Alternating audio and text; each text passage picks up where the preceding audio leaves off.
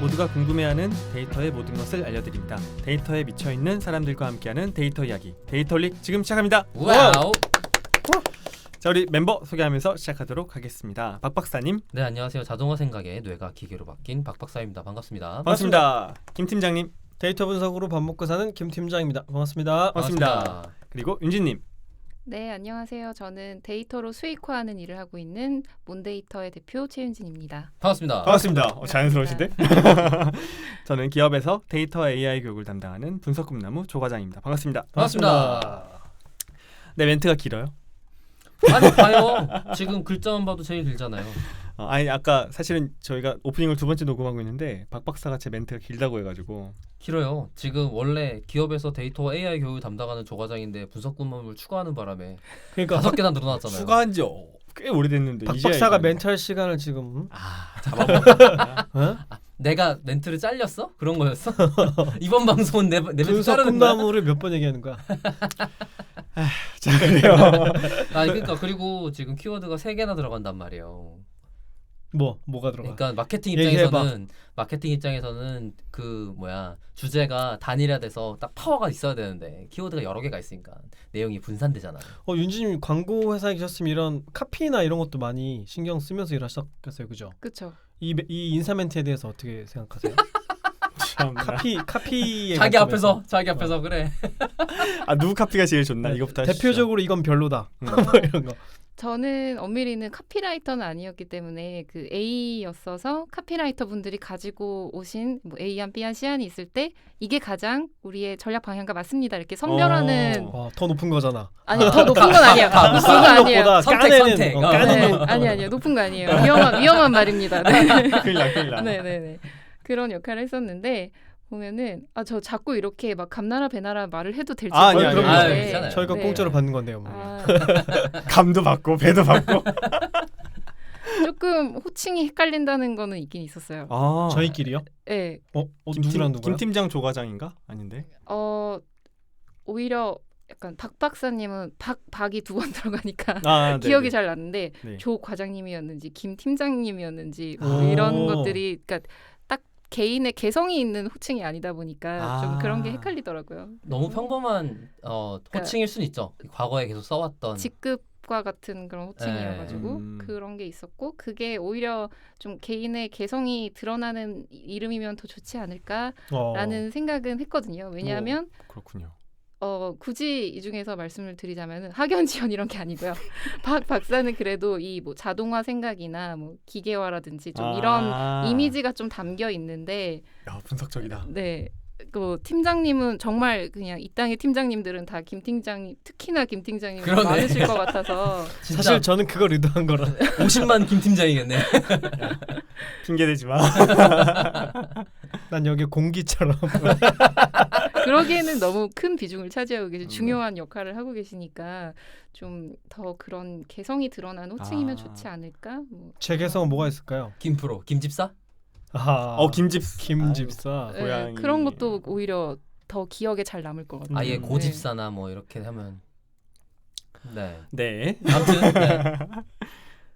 그렇습니다. 그런 생각이 들었어요. 네. 음. 그러면 이참에 사람을 바꾸는 걸로. 편집하고 바꿔서- 나면 너무 하기 싫은 거 같은데. 요즘에 하차병 걸렸어. 편집을 한번 해보고 나니까 이제 다시는 할 짓이 아니다. 할 게 아니다 이게. 완벽주의자라서 편집을 일주일 동안 하고 있어요. 죽는 줄 와. 알았어요. 쓸데없는 일 하고 있죠. 아니, 끝내세요, 그걸 빨리. 하느라고. 네, 박 박사가 소리 지르는 거 잘라내라고. 그런 거야? 박 박사가 기침한 거, 뭐 이런 거. 박 박사가 키보드 친 거, 그렇지. 트름한 거. 이제. 자, 우리 멤버들의 근황은 별로 궁금하지 않고요. 윤주님이 어떻게 지내신 좀 궁금한데, 이제 창업을 하신 대표로서 혹은 요즘에 좀 좋지 않은 시국이기도 하잖아요. 뭐 그런 거 겸사겸사해서 어떻게 지내고 계세요? 요즘은? 저도 요새 계속 재택근무를 하고 있어요. 네네. 근데 이 데이터 분석 업무라는 게 그래도 비교적 재택을 해서 리모트 근무를 하기에 다른 업무보다는 조금 더 원활하다고 할 수 있는 업무임에도 불구하고 네. 너무 답답하더라고요. 그렇죠. 네, 그리고 집에 어린 아기가 있어서 네. 네. 집에서 같이 있으면 아기도 많이 보고 좋겠다라고 생각을 했는데 일을 할 수가 없어가지고 아. 결국은 집 근처 어딘가로 잠시 나가게 되는 음. 그 위험한 상황에 처했다가 돌아오는 상황이 있어가지고 좀 갑갑해하면서 업무를 하면서 그러고 있는 와중입니다. 데이터 분석을 통해서 컨설팅을 받고 있는 스타트업 업계는 요즘 어때요? 어떤 뭐 이렇게 흐름이랄지 트렌드랄지 이런 게 있나요? 굉장히 어려워요. 아 그래요? 그러니까 어려운 이유가 서비스 특성상 오프라인에서 사람들이 안 다니면 어려운 곳들은 비즈니스적으로 일단 기본적으로 어려움이 있고 그와 별개로는 투자 받기도 다 끊겼어요. 아 진짜요? 특히나 큰 기업들은 그래도 그간의 뭐 실적이라든지 판매 실적이라든지 그런 숫자를 보고 투자 결정을 할 수도 있을 건덕지가 있는데 정말 초기 기업 같은 경우에는 그 대표를 보고 투자하거든요, 거의. 이 사람이 얼마나 할 수 있는 사람인지를 보고 사람한테 투자를 하는 게 굉장히 큰데 그거는 화상으로 보고 결정하기는 쉽지는 않아서 그렇죠. 물론 화상으로 결정을 하는 엑셀러레이터들도 계세요. 좋은 엑셀러레이터 분들도 계신데 이런 미팅들이 거의 없어지다 보니까 좀 어려움을 겪고 있는 분들이 많이 계신 편입니다. 하긴 초기에 대표들이 하는 거는 사람들 만나러 계속 다니는 거잖아요. 네. 그걸 못 한다고 생각하면 쉽지 않겠네요. 아 그러네요. 그리고 또 대표님들의 역량도 뭐 되게 유명한 기업 출신 이런 분들은 유명해서 알려진 분들이 많은데 그런 거 없이 시작하신 분들은 더 힘들겠어요. 그리고 네 인건비가 나갈 수밖에 없는 대표님들은 그러네. 대표님 입장에서 네. 재택근무 어떻습니까? 일을 덜 하진 않는 것 같고요. 그쵸, 더 많이 하긴 하죠. 오히려 더 많이 하게 되는데 재택을 해서 효율적이 된 것도 있지만 더 비효율적으로 변한 것도 있어서 어떤 게 비율적이에요? 뭐 만나서 잠깐 얘기하면 끝날 수 있는 게 그걸 뭐 문서화를 해서 뭐 화면을 공유하면서 해야 된다든지 좀 그런 면이 있죠. 네. 일을 더 하게 되는. 네. 반면에 그걸 중요하게 생각하는 사람이 박박사인 거고 모든 걸 문서화시키고 증거를 남겨야 된다. 그렇죠. 그게 이제 뭐라지? 걔는 일단 사람을 피하잖아요. 그래요? 그런 대인 거였어요? 깊이 이런 거 아니었어요? 제가 언제 그랬지? 지금 얼굴 보고 하고 있잖아요. 아니에요? 네. 내주하고 계신데. 알겠습니다. 저는 이제 그렇게 해서 만들어지는 데이터가 그 미팅에 참여하지 않은 사람들도 접근할 수 있는 데이터기 때문에 전체적인 관점에서 중요하다라고 생각하는 거고요. 왜냐하면 면대면으로 말해서 빨리 끝나버리면 그 데이터는 그때만 남고 사라지니까 그거를 같이 극대화 생산하기에는 아쉬운 면이 있는 거죠. 카톡과 슬랙의 차이 같은 거군요. 그렇다기보다는 저 사람도 같이 들으면 좋았을 텐데 우리가 미팅을 안 했으면 한 번 더 해야 되잖아요. 근데 문서로 남겨놨으면 그 사람은 그걸 보면 되죠. 그렇죠. 그 맥락을 이해할 수 있으니까. 그죠. 그런 관점이다. 네.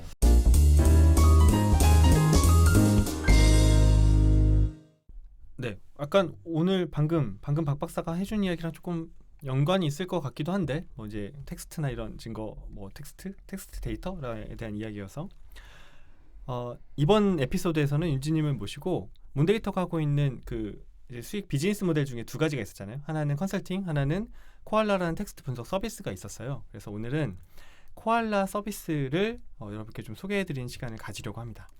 일단 텍스트 분석에 대해서 저희가 여러 가지 에피소드에서 조금씩 다뤄보긴 했는데 윤지님이 생각하시기에 텍스트 분석은 도대체 왜 해야 되는지 중요성이라든지 아니면 거기에서 나올 수 있는 비즈니스 기회에 대해서 말씀해 주시면 좋을 것 같아요.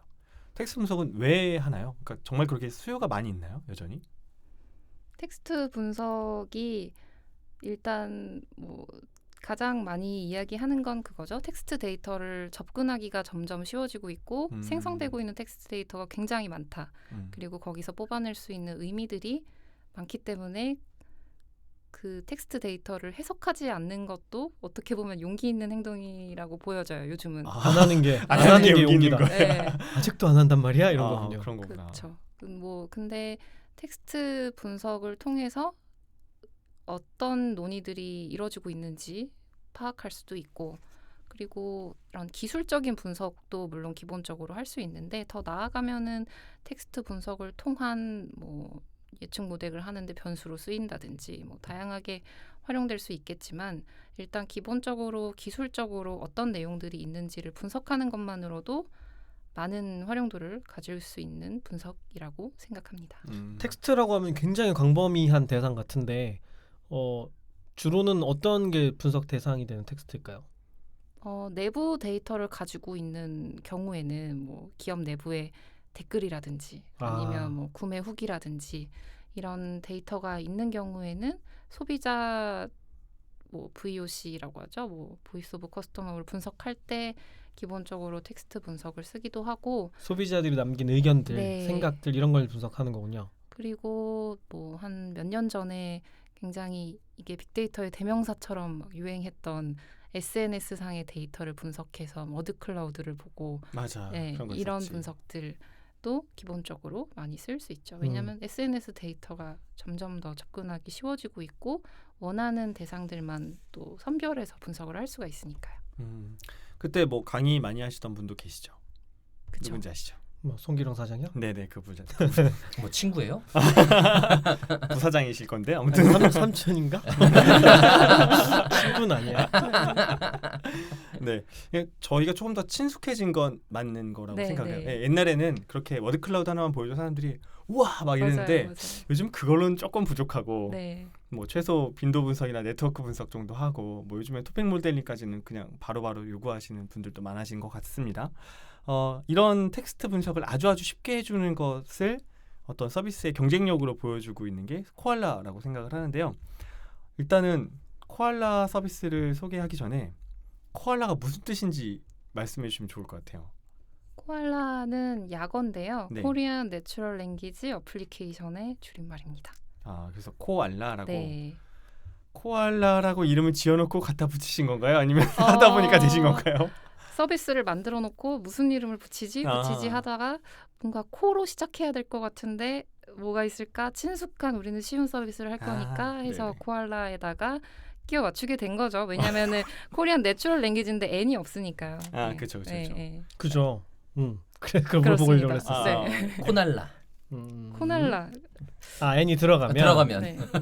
뭐 이것도 여담이지만 이 이름 때문에도 굉장히 고생했어요. 왜요? 사업을 하다 보면은 몬데이터 코알라 이런 거 아니요. 이름이요? 네, 이름에서 코알라를 일단 하려고 서비스 개발 다 하고 디자인 다 하고 이제 출시 앞두고 있는데 상표 등록을 하려고 보니까 카카오에서 가지고 있는 상표였던 거예요. 헐. 진짜요? 네. 그래서 수소문을 통해서 네. 뭐 정말 급하게 어려움을 겪어서 뭐 불사용 취소 심판 청구라는 것을 통해서 사용하지 불사용 취소 뭐요? 심판 청구요. 제가 상표권 등록해놓고 안 쓰면 그거 취소해 주세요라는 걸 할 수 그걸 있어요. 받아줬어요? 네. 여기서는 이제 안 쓰고 있는 거니까 네. 시간이 어. 좀 걸렸어요. 이 상표권을 획득하기까지. 코알라에 굉장한 애정을 갖고 계셨던 거군요. 나라면 빨리 딴 거 생각했을 것 같은데. 역시 유칼립투스가 최고죠. 버리고 뭐 뭐야? 비슷한 거. 코알라 비슷한 거 뭐가 있을까? 코팔라. 뭐 팬더 뭐 이런 거 있잖아. 그만해 그런 생각할 그만하고. 것 같은데. 예, 저희가 그러면 텍스트 분석을 하고 싶은 사람들이 코알라를 사용하게 되면 어떤 게 좋은가요? 코알라는 일단 기본적으로 어떤 서비스인지 간단하게 말씀을 드리면은 클릭과 드래그 앤 드롭으로 이 분석 파이프라인을 이렇게 연결해 가지고 정말 인터넷만 연결돼 있으면은 누구나 텍스트 분석을 할 수 있게 하는 툴이에요. 그래서 좀 쉽게 내가 원하는 한국어 텍스트 분석을 또 비교적 합리적 가격으로 구현하는 웹 기반 분석 도구입니다. 코딩이 필요 없는 그렇죠. 그래픽 네. 유저 인터페이스로 네. 되어 있는 웹으로 되어 있는 거죠. 네, 프로그램이 네, 아니라. 네. 그 모든 게 이 웹 안에서 다 시작부터 끝이 나는 건가요? 네. 네. 네, 그러면 이 코알라 서비스를 써보고 싶은 사람들은 구글에서 코알라라고 검색을 하면 코알라가 나올 텐데 어떻게 되죠? 그러네. 네, 써보고 싶은 분들은 www.koalapotext.com을 들어오시면은 코알라가 있고요. 거기서 뭐 한 달 무료 이용 10MB를 제공해드리고 있으니까 체험해보고 싶으신 분들은 들어와서 써보시면 감사하겠습니다.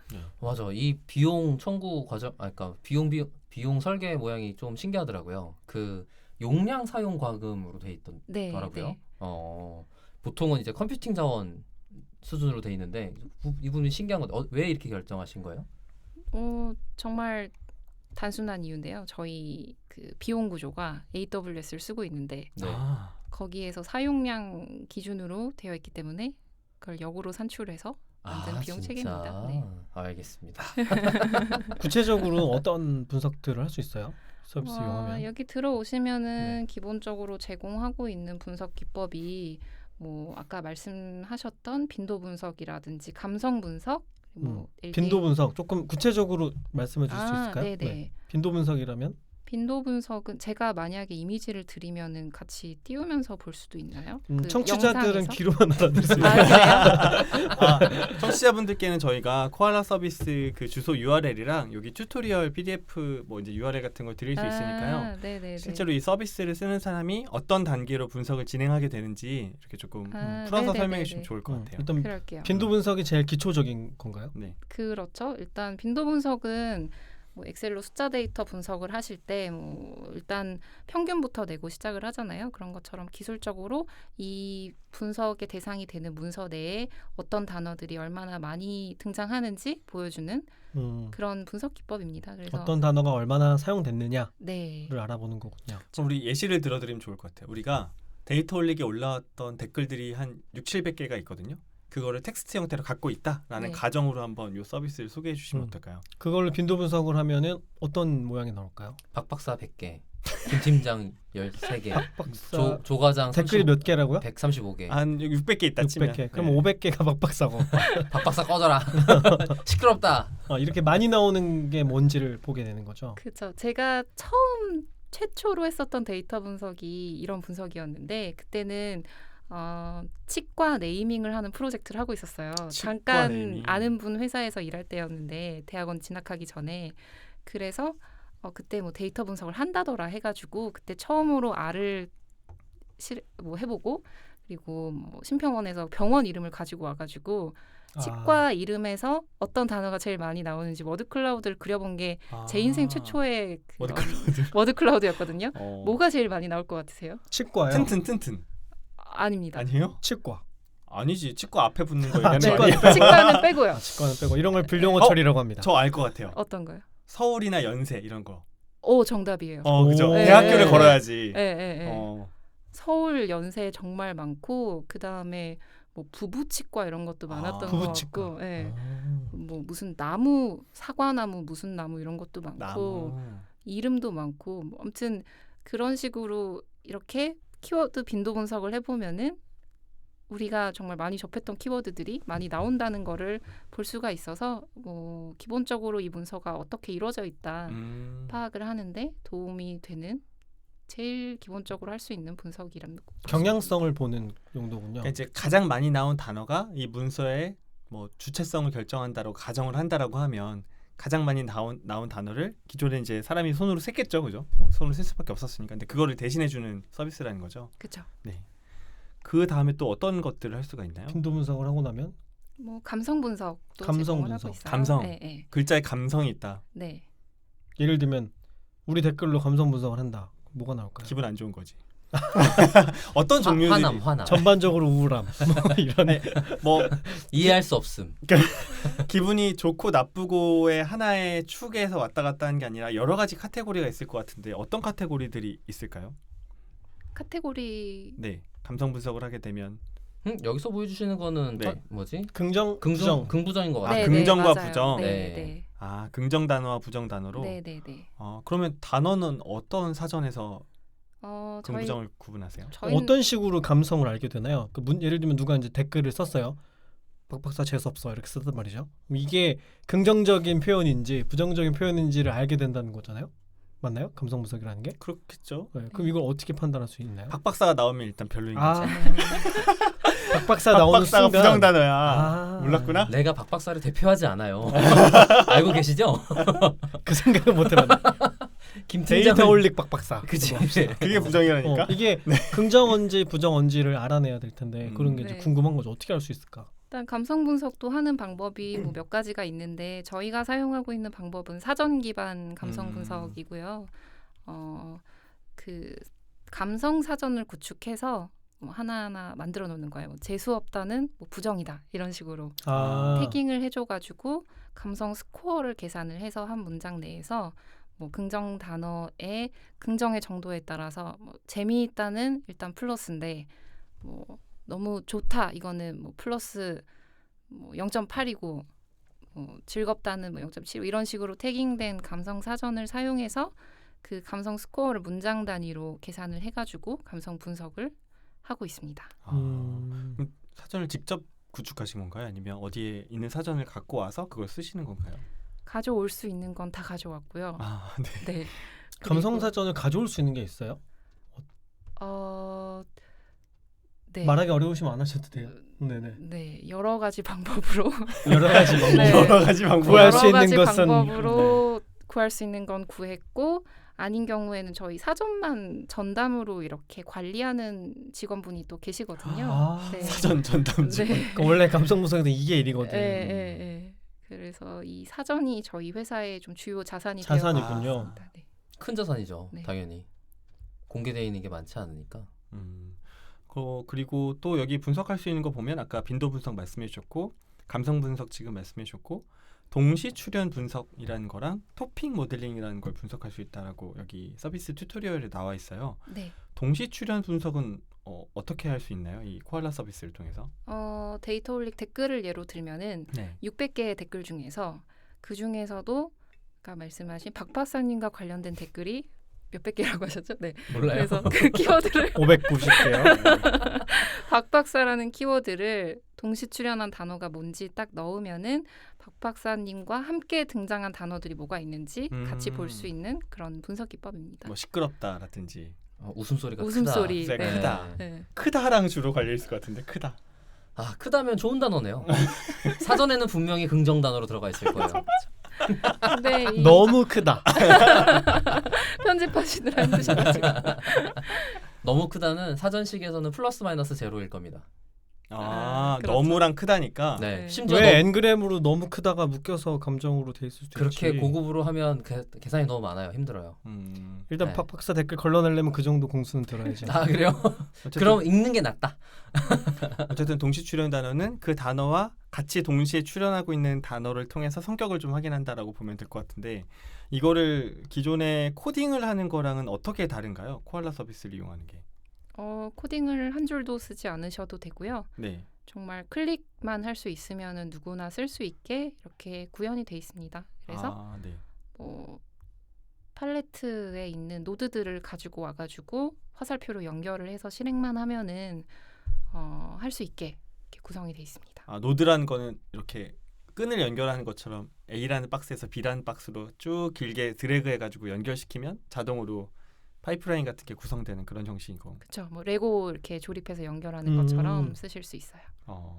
너무 쉽게 할 수 있게 만들어 주시는 거 아니에요? 이러면 김 팀장이 먹고 뭐 살 게 먹고 없네. 사나요, 제가? 그러니까 저희가 이걸 만든 이유 자체는 모두가 데이터 분석가가 돼야 되는 건 맞다고 봐요. 앞으로는 모두가 데이터에 대한 마인드를 가지고 그런데 모두가 프로그래머가 돼야 될 필요는 없다고 생각을 하거든요. 네. 실제로 이렇게 쉬운 툴들이 점점 나오고 있고 전문 분석가보다 좋은 성능을 내는 이런 GUI 툴들도 점점 뭐 구글이니 이런 데서 만들어내고 있어가지고 앞으로 어떻게 해야 되지 이런 생각이 들 정도인데 그러니까 네. 걱정이 많아요. 뭐 먹고 살아야 돼 이제. 네. 그래서 그런 생각으로 정말 비전문가들도 쉽게 텍스트 분석을 할 수 있게 만들었고 실제로 이 툴을 써가지고 뭐 논문 작업을 하거나 그런 분들이 계세요. 그러면 이런 뭐 텍스트 분석이랑 거리가 멀었던 뭐 예를 들면 간호학과라든지 뭐 스포츠학과라든지 이런 분들이 쉽게 하실 수 있는 거군요. 코알라를 써서 뭐 졸업 논문을 썼어요. 이런 연락도 주시고 그럴 때 또 뿌듯함을 느낍니다. 그리고 서비스 제공하는 것 중에 아주 간단하게 체험해 볼 수 있는 게 있더라고요. 그 네이버 카페랑 트위터, 레딧, 클리앙에 있는 그 자료를 자동으로 서비스에서 긁어올 수 있게 되어 있더라고요. 크롤링을 해서. 네네, 크롤링까지 해서 맞죠. 네, 데이터 수집 기능을 그 소스에서 제공을 하고 있어요. 그래서 거기서 원하는 키워드를 넣어서 수집을 하시면은 저희가 이미 수집해 놓은 그 서버상에 있는 데이터에서 그 키워드가 있는 데이터들을 긁어와서 분석에 쓰실 수 있습니다. 크롤링을 그 순간에 하는 게 아니고. 네, 네, 네. 그렇군요. 그럼 미리 다 해서 DB를 갖고 있다가 네. 쓰게 되는 거군요. 네. 그렇죠. 할 때마다 요청할 때마다 크롤링하면 반대로 저쪽 서비스의 민폐이기도 해요. 그쵸. 우리가 캐시로 들고 있는 게 낫죠. 하긴 또 네. 같은 키워드를 반복해서 하는 건 비효율적이기도 하고. 네. 그럼 예를 들면 코로나라는 단어로 검색을 하면 코로나라는 걸 언급한 트위터나 네이버 카페에서 글들을 긁어와서 그거를 리소스 삼아서 이제 그러니까 소스 삼아서 데이터 분석을 하게 되는 거네요. 네, 노드를 네, 연결해 네. 나가면서. 네. 그럼 주로 어떤 분들이 주로 많이 사용하세요? 어떤 목적으로? 네, 그러니까 활용 논문- 사례를 좀 이제 논문도 말씀해 주시면 좋을 말씀해 것 같은데. 네. 아, 네. 아까 말씀드렸다시피 진짜 논문으로 사용하고 계시는 연구실 단위 그 고객분들이 일단 제일 많았고요. 네. 뭐 정말 뭐 연대, 뭐 성대, 그리고 이대 이런 대학 연구실들 단위로도 많이 쓰고 계시고 기업 중에서는 스타트업들이나 저희 하나생명에서도 상품 기획을 할 때 저희 서비스를 사용을 해서 뭐 쓰셨더라고요. 뭐 어떤 데 쓰시나 했더니 거기도 빅데이터 팀이 물론 있는데 거기에까지 의뢰하기는 애매하지만 기존에는 다 검색을 해서 했던 업무들을 하는 데 사용을 하고 계셨어요. 뭐 예를 들면은 뭐 보험 상품에서 뭐 정말 단순한 예를 들면은 뭐 어린이 보험을 하는데 사은품을 뭘 줬을 때 고객들이 좋아할까 뭐 이런 것조차 정말 검색하던 거를 뭐 카페 데이터를 분석한다든지 해가지고 찾으면은 조금 더 효율적으로 전체적인 트렌드를 볼 수 있어서 이런 식으로 사용을 하고 계십니다. 그러니까 손으로 노가다 하는 걸 자동으로 해주는 거군요. 네. 지금 설계를 보고 있는데 굉장히 그 카테고리라고 할까요? 이걸 정리를 굉장히 잘하셨어요. 감사합니다. 네, 교수님.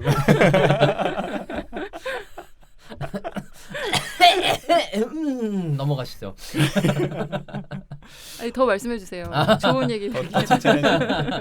정말 설계를 잘하셨어요. 저 특별히 그러니까 필요한 단계들이 정리가 잘 되어 있고 그게 선택지로 해야 될 것들이 뭐가 있는지 그리고 예시들도 그 아까 말한 것처럼 뭔가 다양하게 퍼져 있지 않고 필요한 게 순서대로 어떻게 해야 된다라는 게 정리되어 있어서 그대로 따라가기만 하면 결과물을 잘 만들 수 있게 설계되어 있는 그런 게 굉장히 장점인 것 같고 몇 가지 이제 스타워딩이나 스타워딩이라는 불용어처지나 뭐 사전 분석 이런 것들이 조금 더 조정하는 것만으로도 결과물을 예쁘게 만들 수 있다라는 형태로 설계되어 있는 것 같아서 저는 지금 굉장히 같은 공부하지 마시고 이거 그냥 빨리 쓰시라고 하고 싶은데 진짜.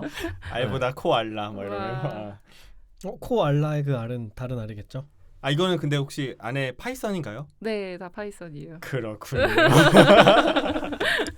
네. 그 형태소 분석기는 오픈한 어차피 걸 쓰시는 똑같은데 것 뭐. 같고 뭐. 그렇지.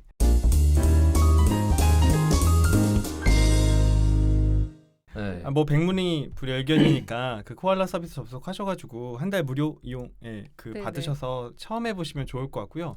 윤지님이 방송에 나오셨으니까 실제로 이걸 활용했던 사례들 조금 더 자세히 들어보고 싶어요. 그래서 코알라 여기 홈페이지 들어가면 여러 가지 사례가 있는데 뭐 마케팅 사례도 있고 뭐 이제 미디어 사례도 있고 주식 사례도 있고 논문 학술대회 사례도 있거든요. 이런 것 중에 한두 가지 정도 소개해 주시면 어떨까 싶습니다. 네, 그러면 좀 재밌어 하실 만한 케이스를 네. 몇 가지 말씀드릴게요. 저희가 잡지사 코스모폴리탄을 또 올려놓기도 했는데 그게 거의 매년 한 가지씩 하고 있는데 제일 처음 했던 게 30쯤 여성의 속마음을 알고 싶다는 거였어요. 그래서 뭐 여성 커뮤니티 분석을 해가지고 30쯤 여성들이 나이에 대해서 그리고 어떤 고민들을 가지고 있는지를 보고 싶다. 그래서 분석을 했었는데 그때 보면은 제일 많이 나왔던 게 뭐 커리어, 결혼, 관심, 사람에 대한 거였거든요. 그때쯤에 커리어의 변화에 대한 것이라든지 직장 생활에 대한 고민이 있었고 결혼과 관련해서는 뭐 결혼 정보에서 결혼 정년기, 결혼 대비와 같은 얘기도 있고 사람에 대한 고민은 뭐 가족 관계나 친구, 연애, 그리고 관심사에서는 자기 관리와 남자 키워드가 굉장히 크게 나와가지고 재미있었는데 이때 또 저희가 느꼈던 거를 더 말씀을 드리자면요. 이게 SK2라는 화장품 브랜드에서 내 나이가 어때서라는 캠페인을 하고 있었어요. 그래서 나이와 상관없는 좀 주체적인 여성들의 모습을 담고 싶다. 이런 취지였는데 처음에 분석하니까 저희가 대상을 잘못 선정했는지 빨리 결혼해야 되는데 이런 얘기가 너무 많이 나온 거예요. 그래서 상관없다고 얘기하고 싶었는데 네. 어떡하지? 그래서 우리의 주체적인 여성들은 다 어디 있는 거지? 분명히 되게 많은 것 같은데 그래서 고민을 하다가 브런치 데이터를 조금 추가를 하니까 주체적인 분들이 또 나오더라고요. 브런치의 본문 데이터예요? 네네네. 그래서 텍스트 분석이 이런 식으로 뭐 조작하는 거 아니냐라고 하실 수도 있는데 그 소스를 잘 정하는 게 굉장히 중요하다고 또 생각을 하거든요. 그러니까 우리가 소비자 조사를 할 때도 타겟팅을 해서 하잖아요. 2030 뭐 기혼, 유자녀, 여성 대상으로만 하거나 이런 식으로 하는데 텍스트 분석을 할 때는 무조건 모수가 많으면은 제대로 한 것처럼 말하는 경향이 있었던 것 같기도 해요. 언젠가는. 그런데 정말 우리 뭐 타겟 고객들이 어떤 커뮤니티를 쓰고 주로 어디에 모여 있고 그걸 알고 거기서 데이터 소스를 가져오는 게 분석 기법도 중요하지만 어떻게 보면은 정말 좋은 원하는 분석을 해내는데 중요할 수 있겠구나라는 그런 러닝이 있었던 프로젝트가 이거였습니다. 어차피 이제 계속해서 자동화되고 이렇게 서비스화가 되니까 어떤 데이터를 선택할지가 훨씬 더 중요하다는 말씀을 그죠. 해주셨는데 저도 이제 보면 전 야구를 이제 즐겨 보니까 야구 기사의 댓글 보면 욕이 너무 많아요. 아 맞아요. 모든 기사는 욕이 너무 많아요. 근데 야구는 정말 특히나 많아. 스포츠 기사가 네. 팬들이 워낙 그러니까. 열성적으로 댓글을 다니까. 그러니까 막 팬들의 마음을 읽으려고 스포츠 기사의 댓글을 분석하면 잘못된 데이터 선택일 수도 있겠다는 생각도 드는 거죠. 차라리 팬들의 마음을 읽으려면 어디로 가야 될까요? 그러게 어디로 가야 되지? 엠팍 이런 데 가야 되나? 엠팍 차라리 엠팍이 나을 수도 있겠다. 네, 그게 나을 것 네, 같아요. 그게 더 낫겠네요. 댓글은 일단 댓글을 쓰려고 하는 의도 자체가 욕하려고 쓰는 사람들이 많거든. 그럼 많아요. 주로 그러니까 이제 야구를 막 보다가 화나면 댓글창으로 간단 말이야. 욕하려고. 맞아요. 그리고 이제- 보통 기사에는 욕하기 좋게 만들어진 것들이 꽤 많이 있잖아요. 어그로 끈다고 하죠. 네, 약간. 네. 보통 댓글 쓸 때는 기사를 안 읽어요. 그렇지. 제목만 보고 들어가는 네. 거죠. 많이 해봤나 봐요. 그래서 저는 댓글 분석 안 하거든요. 진짜. 맞아. 네. 댓글 분석은 본인이 안 한다고 이야기한 적 있어요. 텍스트 네. 분석할 때. 네. 또 다른 사례 소개해 주실 만한 게 있을까요? 다른 사례라면은 비슷한 거였어요. 이때는 광고 회사에서 의뢰를 해가지고 영양제 브랜드 3사에 대한 인식 비교를 하고 싶다 해서 센트룸, 세노비스, 네이처메이드 이렇게 3사 비교를 했었던 프로젝트가 있었습니다.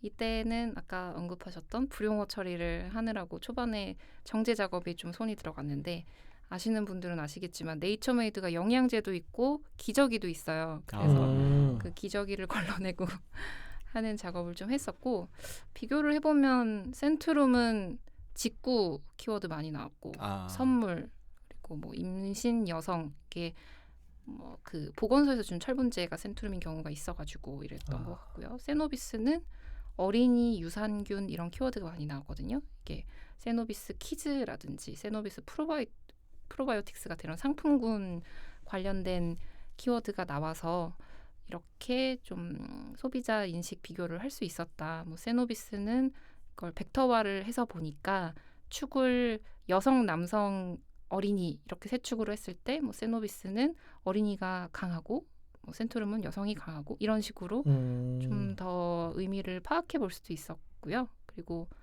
좀 재밌었던 거, 몰랐던 거는 센트룸에 많은 키워드는 아니고 정말 조그맣게 나왔던 건데 뚜껑이라는 키워드가 나온 거예요. 뚜껑이요? 네. 뚜껑이 불편한가? 잘 안 뚜껑이 열리나? 잘 깨져서 아. 뚜껑 나눔을 하더라고요, 카페에서. 안 깨진 뚜껑 나눠줍니다. 자기 다 썼으면 버리니까. 네. 와 그러니까 뭐 세상에나 정말로 분석을 해보지 않으면 알 수 없는. 네. 와. 그 미묘한 차이라면은 센트룸 드시는 분들은 그러니까 영양제는 일단 기본적으로 여성분들이 배우자분이나 가족들에게 챙겨주는 제품이 없어요. 그래서 주로 구매자는 여성분들이시고 센트룸은 배우자를 신랑이라고 하는 경우가 많았고 세노비스는 좀 남편이라고 하는 경우가 많아서 그것도 신기하네요. 네. 왜 그럴까요? 우리 신랑이 우리 남편이 연령대별로 연령대인 것 다른 같다. 네, 네. 음. 좀 신혼과 신랑이 더 어린 네, 분들이겠죠? 그쵸. 음. 그런 것들도 해석해내는 게 재밌네요. 어떻게 보면은 코딩 자체는 뭐 이런 코알라를 쓴다든지 뭐 어느 정도 학습을 하면 할 수 있는데 이런 결과를 보고 의미를 더 찾아내고 더 시사점을 뽑아내는 게 앞으로 더 필요한 능력이 아닌가 하는 러닝이 있었던 게 또 이 프로젝트였습니다. 그게 약간 코알라 서비스를 개발하시게 된 계기랑도 좀 맞닿아 있는 거네요. 그렇죠. 이런 거는 대신 누군가 해줄 거고 네, 당신은 계속해서 의미를 찾아보세요라는 그런 의도이신 것 같은데 그렇죠. 큰일 났네. 아유, 훌륭합니다. 훌륭합니다. 왜 다 날 쳐다보는 거지? 내가 알이 아니에요.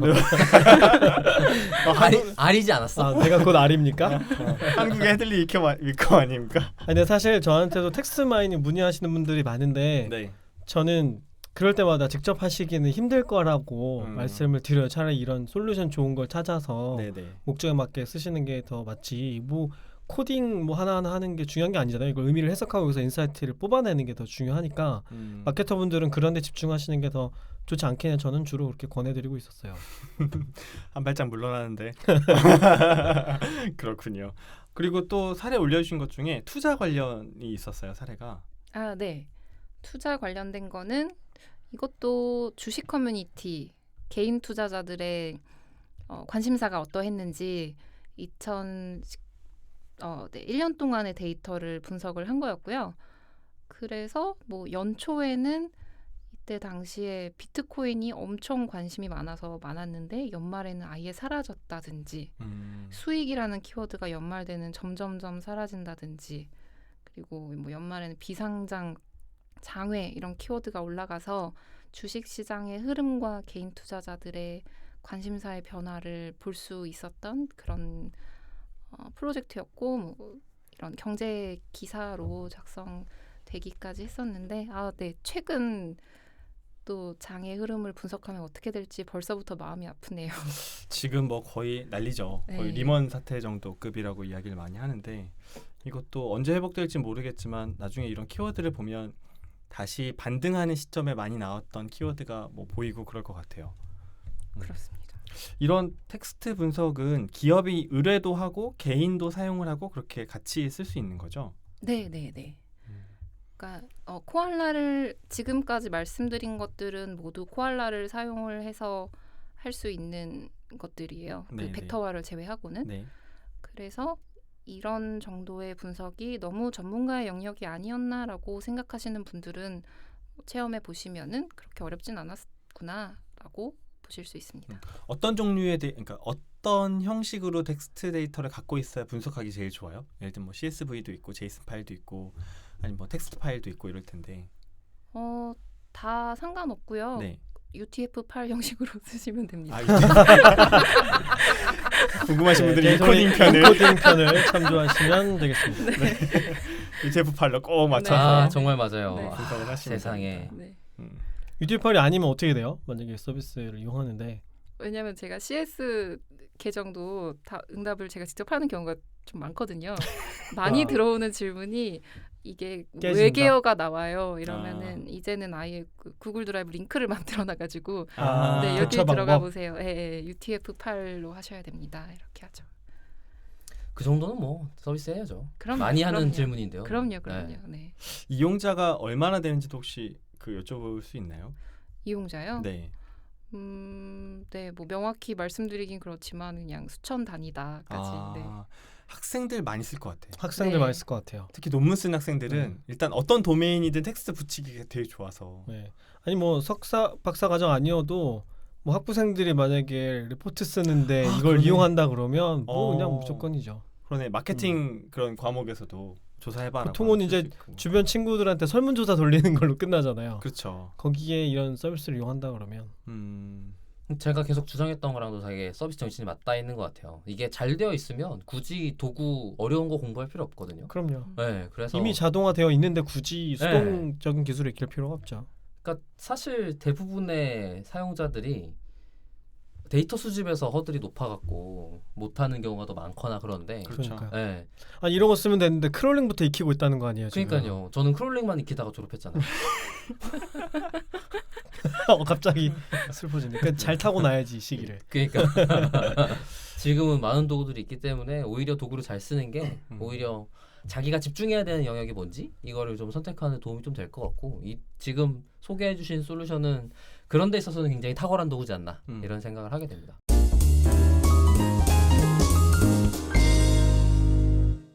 이제 코알라 서비스에 대해서 윤진님 모시고 좀 소개를 들어봤는데 코알라 서비스는 앞으로 어떤 방향으로 발전하게 되는지 소개해 주실 수 있을까요?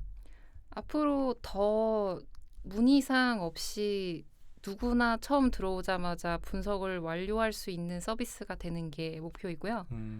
그리고 기능을 개선을 한다면은 수집 소스를 더 늘리거나 아니면 분석 기법을 더 추가하거나 하는 방향을 생각하고 있습니다. 더 간단하게 더 네. 다양한 소스를 수집할 수 있도록 UI나 UX 같은 걸 계속 개선해 네. 나가겠다라는 말씀이신 거죠.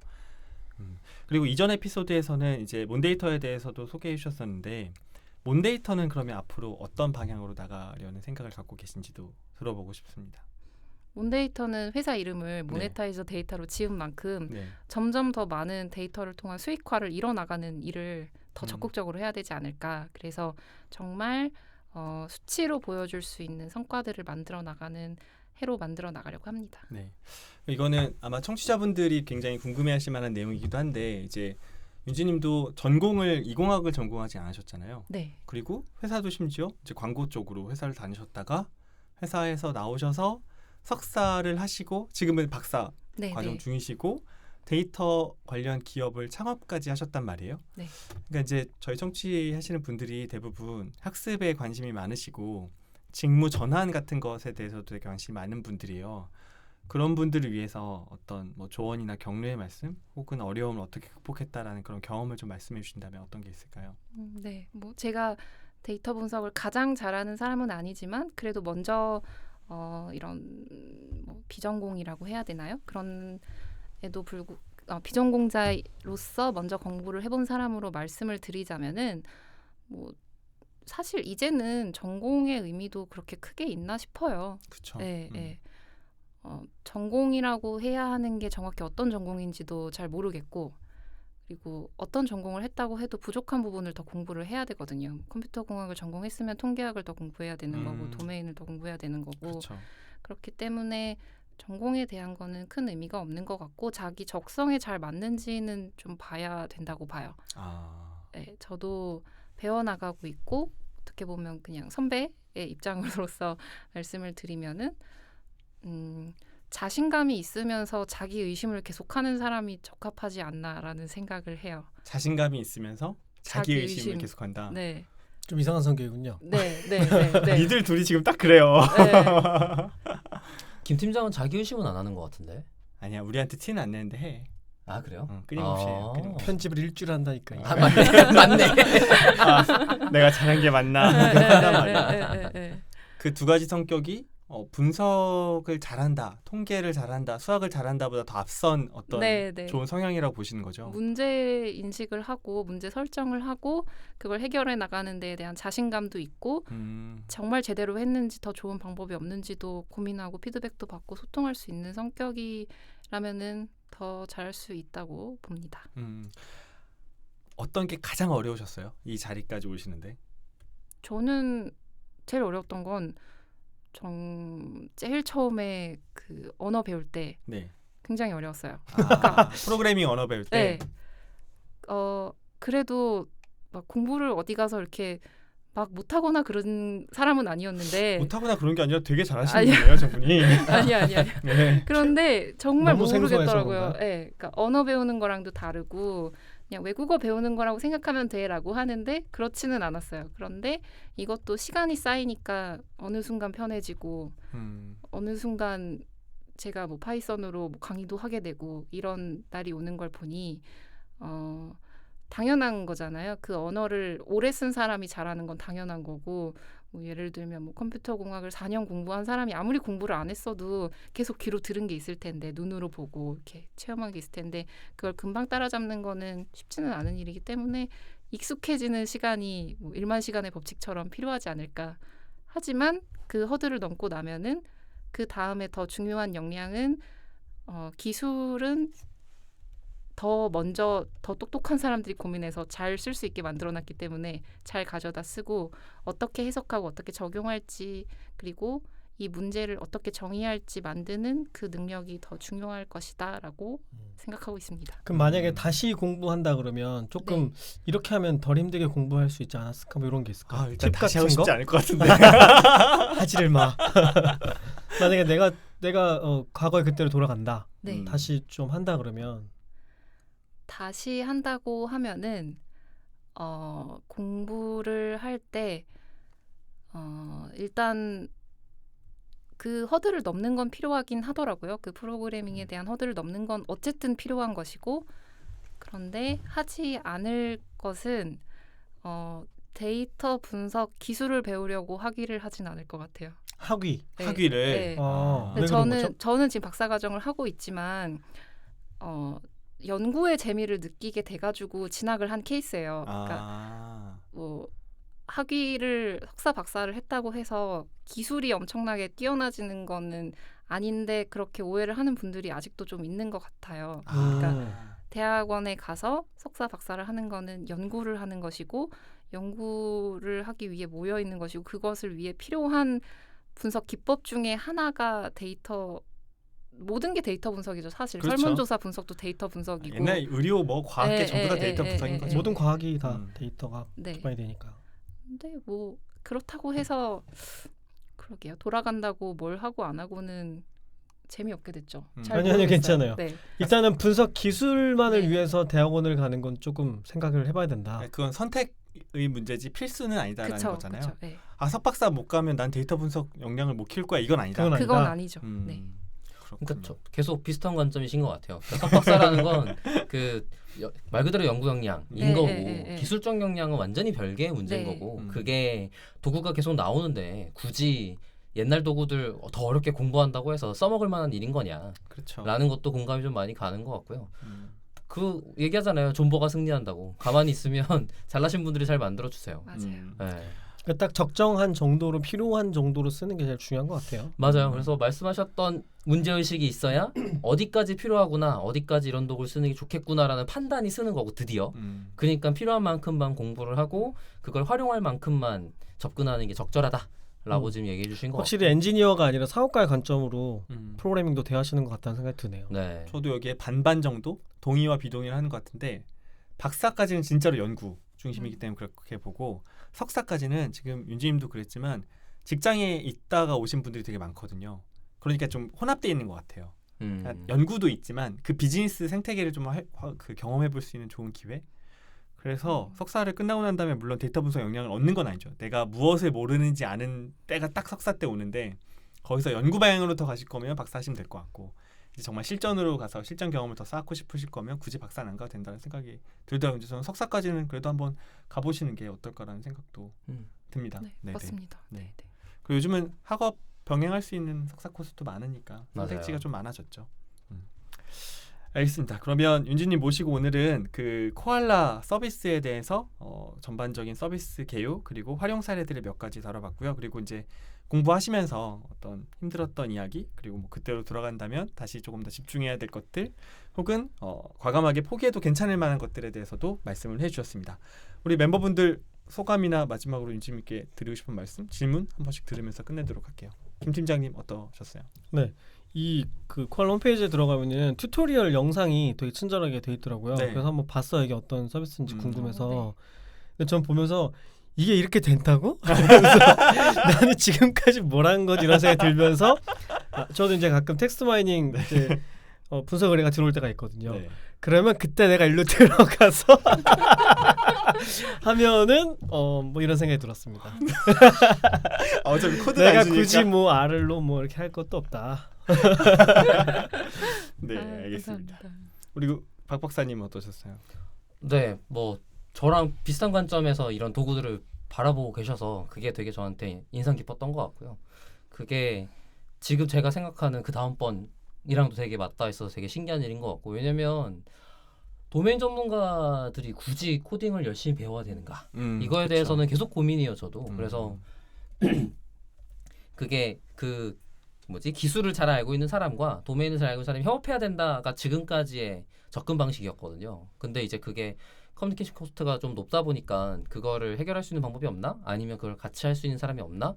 라는 걸 찾아왔던 건데 이런 도구들이 제가 볼 때는 넥스트라는 생각이 들고 왜냐하면 마케팅이라든지 이미 솔루션화가 돼 있는 분야들은 이 방향이다라는 게 많이 증명됐어요. 그래서 그런 부분들에 대해서 지금 이 도구는 텍스트 마이닝 분석 도구로서 여러 사람들에게 특히 분야를 가리지 않고 이제 코딩 기술인보다는 더 자기 도메인 전문 지식을 갖고 인사이트를 도출하기에 좋은 도구다라는 생각이 들고 그런 방향에 있어서 좀 더 미래지향적인 솔루션이라는 생각이 들기 때문에 앞으로도 잘 승승장구하실 거라 믿어 의심치 않습니다. 그리고 특히 이렇게 정리가 잘 돼 있는 도구는 또 오랜만에 본 것 같아요. 그래서 파이프라인의 단계라든지 이런 것들이 반대로 텍스트 마이닝을 공부하는데 단계가 이런 게 있구나를 공부하는 데도 도움이 되어 보여서 처음에 공부하실 때 접근할 수 있는 도구로도 충분히 좋은 교재라는 생각이 들고요. 그런 데서 저도 되게 인상 깊게 본 그리고 인상 깊게 들은 에피소드가 된 것 같습니다. 좋은 도구 소개해 주셔서 감사합니다. 박 박사 이렇게 비판을 하지 않고 역시 마음에 안 들어. 답지 않아. 역시 혈연보다 학연이 센 것 같아. 타파합시다 이거. 농담이고요. 저는 그냥 하나의 키워드만 남는데 두 분이 좀 좋은 말씀 많이 해주셨으니까 관점 전환을 우리 청취자분들이 하게 되는 계기가 되지 않을까 싶어요. 지금까지 저희가 도구, 기술 이런 이야기들 되게 많이 중점적으로 다뤄왔거든요. 근데 이제는 관점을 조금 바꿔서 이제 박 박사가 늘 주장하는 것처럼 지금도 한 이야기처럼 기술은 계속해서 자동화되고 간편화될 건데 그럼 가장 중요한 게 뭐냐? 도메인의 지식을 가지고 혹은 사업가의 관점, 비즈니스적인 관점을 가지고 문제를 정의하고 해결해 나가는 게 제일 중요하다. 그리고 그게 진짜 돈이 된다 하는 걸 몸소 체험을 하시고 저희한테 경험을 들려주신 시간이었던 것 같습니다. 우리 윤주님도 마지막으로 소감 듣고 저희 방송 마무리하도록 할게요. 그 튜토리얼 영상 목소리 익숙하지 않으신가요? 추천 녹음하신 거예요? 아까 그렇군요. 타이밍을 놓쳐가지고. 그렇군요. 네, 아무튼 굉장히 나긋나긋하게. 네. 갑자기 얼굴 빨개졌는데 직접 말씀하시고 부끄럽네요. 네.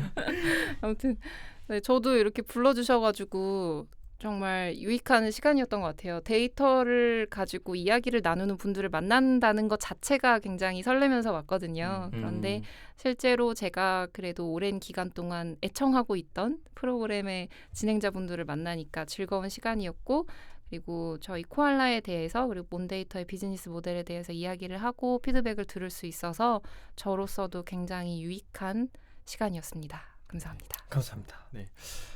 몬데이터 그리고 코알라 서비스 점점 더 번창하고 많은 분들한테 도움을 주길 바라겠고요. 네, 마칠까요? 네, 그러시죠. 그러면 데이터릭은 더 좋은 컨텐츠를 가지고 또 다음번 게스트를 모시고 더 재미난 이야기로 여러분께 다시 인사드리도록 하겠습니다. 감사합니다. 감사합니다. 감사합니다.